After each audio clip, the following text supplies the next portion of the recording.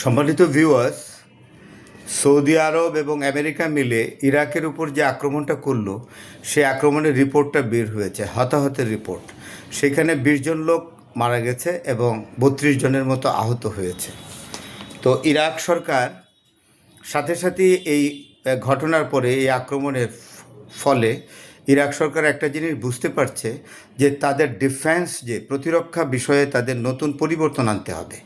তাই জাতীয় নিরাপত্তা পরিষদের একটি মিটিং ইরাকের প্রধানমন্ত্রী জরুরি ভিত্তিতে কল করেছেন এবং সেইখানে তারা ইরাকের যে নিরাপত্তা পলিসি বা নিরাপত্তা নীতির পরিবর্তন করবে।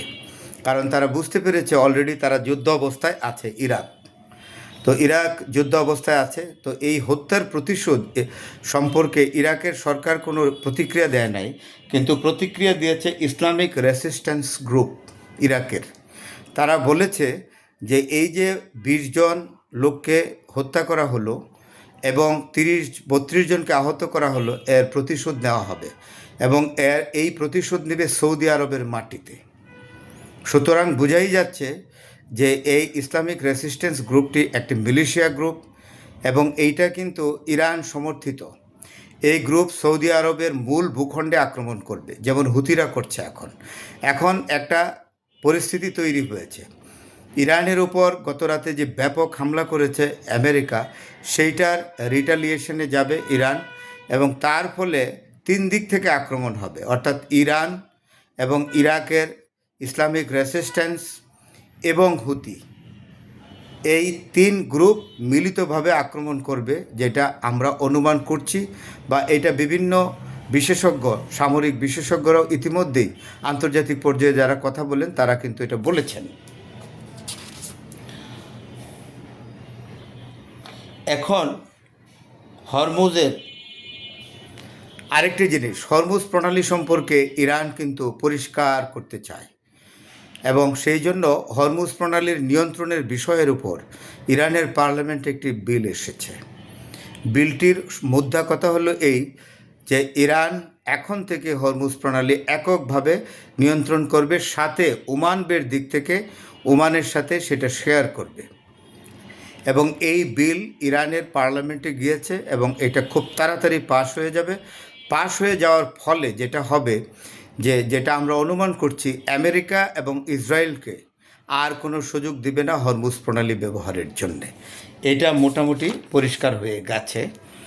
আরেকটি হলো এই যে খুজেস্তানকে টার্গেট করেছে আমেরিকা আক্রমণের জন্য। খুজেস্তান খার্গ আইল্যান্ডের কাছাকাছি। এই খুজেস্তান হলো তেল এবং গ্যাসের জন্য খুব সমৃদ্ধ একটি এলাকা। এখান থেকে তেল এনে সেটাকে শোধন করা হয় খার্গ আইল্যান্ডে। সেখান থেকে ইরান বিভিন্ন দেশে সেই তেল রপ্তানি করে। তাই অত্যন্ত স্ট্র্যাটেজিক পয়েন্টে ইরান ওই খুজেস্তানে আক্রমণ করেছে, যাতে এই যে তেলের এবং গ্যাসের খনি ক্ষতিগ্রস্ত হয়। এবং কতটা ক্ষতিগ্রস্ত হয়েছে এখন পর্যন্ত রিপোর্টটা আসেনি। আন্তর্জাতিক প্রচার মাধ্যমগুলো এখনও সেটা পরীক্ষা নিরীক্ষা করে ক্ষয়ক্ষতির পরিমাণটা এখনও তারা প্রকাশ করেননি। এখানে একজন ব্যক্তি সম্পর্কে আমি বলবো, মুসলিম বিশ্বে এখন 3 জন মুনাফেক চিহ্নিত হয়েছে। একজন হলো সৌদির বাদশাহ মোহাম্মদ বিন সালমান, আরেকজন হলো আরব আমিরাতের জায়েদ বিন আল নাহিয়ান, সম্ভবত তার নামটা এই মুহূর্তে আমি ভুলে গেছি, হয়তো জায়েদ বিন আল নাহিয়ান, অর্থাৎ আরব এমিরেটসের শাসক একজন, এই হলো 2 জন। আরেকজন হলো জর্ডানের বাদশাহ আবদুল্লাহ। এই 3 জন মুনাফেক বা মির্জাফর বলতে পারি আমাদের ভাষায়, চিহ্নিত হয়েছে। আজকে আমি যার সম্পর্কে বলতে চাচ্ছি সেই ব্যক্তিটি হলো জর্ডানের বাদশাহ আবদুল্লাহ। তার বাবা কিং হোসেন, বাদশাহ হোসেনের ছেলে আবদুল্লাহ, জ্যেষ্ঠ পুত্র, এল্ডেস্ট সান।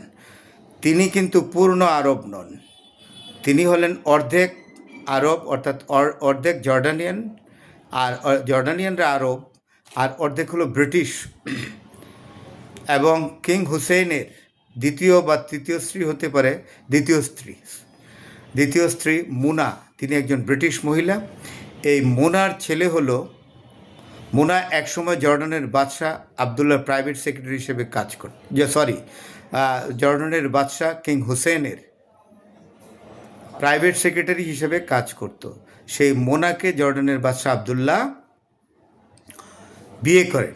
সেই মোনার গর্ভজাত সন্তান হলো এই বাদশাহ আবদুল্লাহ, অর্থাৎ জর্ডানের বাদশাহ হুসেনের ছেলে। তার মা কিন্তু কমপ্লিট ব্রিটিশ এবং পিতার দিক থেকে তিনি হলেন আরব। সুতরাং বুঝতেই পারছেন গোড়াটা কোন দিকে। কেন আজকে তাকে মোনাফেক বললাম, মোনাফেকই করে আসতেছে প্রথম দিক থেকেই। এই লোকটি হলো একটি মন্তব্য করেছে এই গতকালকে। মন্তব্যটা হলো এই যে ইসরায়েলের পা ছুঁয়ে ইরানকে কলঙ্কমুক্ত হতে হবে।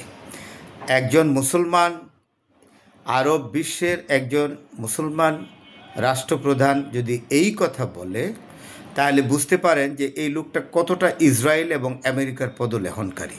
তা তো হবেই, লোকটি তো পুরো আরব না।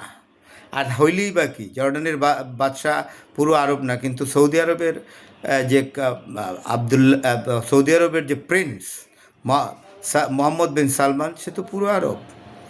এবং আরব আমিরাতের যে শাসক, সেও তো পুরো আরব।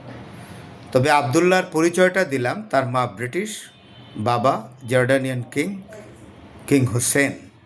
সুতরাং বুঝতেই পাচ্ছেন যে এই ট্রায়াঙ্গেলে যদি চিন্তা করা হয়, তাহলে যেটা হবে, যুদ্ধটা কিন্তু ছড়িয়ে যাচ্ছে এরকমভাবে, যেমন ধরেন বাবুল মান বন্ধ করে দেবে, লোহিত সাগরের নৌপথ বন্ধ করে দেবে। কে বন্ধ করবে? হুতিরা। কারণ হুতিরা এটা নিয়ন্ত্রণ করছে। এই ইয়েমেনের হুতিরা জেবুতি পর্যন্ত এই রেড সি বা লোহিত সাগরকে নিয়ন্ত্রণ করে, এবং এই পথ দিয়ে সৌদি আরব এখন তেলের জাহাজ তাদের পাঠায়, পৃথিবীর বিভিন্ন দেশে তেল রপ্তানি করে। তো সুতরাং এইটা বন্ধ করে দেবে হুতি বলেছে। সৌদি আরব হুতিদের বিরুদ্ধে একটা কনফেডারেশন তৈরি করতে যাচ্ছে সারা পৃথিবীর বিভিন্ন দেশগুলোকে নিয়ে। কাজ হবে না, কারণ তাই যদি হতো তাহলে ডোনাল্ড ট্রাম্পের ডাকে ইউরোপিয়ান ইউনিয়ন আসতো, ডোনাল্ড ট্রাম্পের ডাকে ন্যাটোর দেশগুলো আসতো ইরানের বিরুদ্ধে। তারা আসেনি। কিন্তু এই কথা পরিষ্কারভাবে বলা যায় যে এই যে মোহাম্মদ বিন সালমান এই অপচেষ্টাটি করেছে, তিনি ব্যর্থ হবেন। যুদ্ধ এখন অন্যভাবে হবে, কারণ এখন ইরান, আমি যেটা বলেছি, ইরান, তারপরে ইরাকের যে গ্রুপ মুসলিম ইসলামিক রেসিস্ট্যান্স গ্রুপ বা আরও যে প্রক্সি গ্রুপ আছে ইরানের, এগুলো একত্রিত হবে, হামাস এবং হিজবুল্লাহ একত্রিত হবে, হুতিরা একত্রিত হবে। আর ওইদিকে সৌদি আরব, আমেরিকা এবং আরও দু একটা দেশ হয়তো একত্রিত হতে পারে, ইসরায়েল তো আছেই। তো সৌদি আরব কিন্তু জেনে শুনে কাদের সব কিছু নিল। পরিণতি কী হবে সেটা দেখার জন্য অপেক্ষা করছি। সম্মানিত ভিউয়ার্স, ভালো থাকবেন।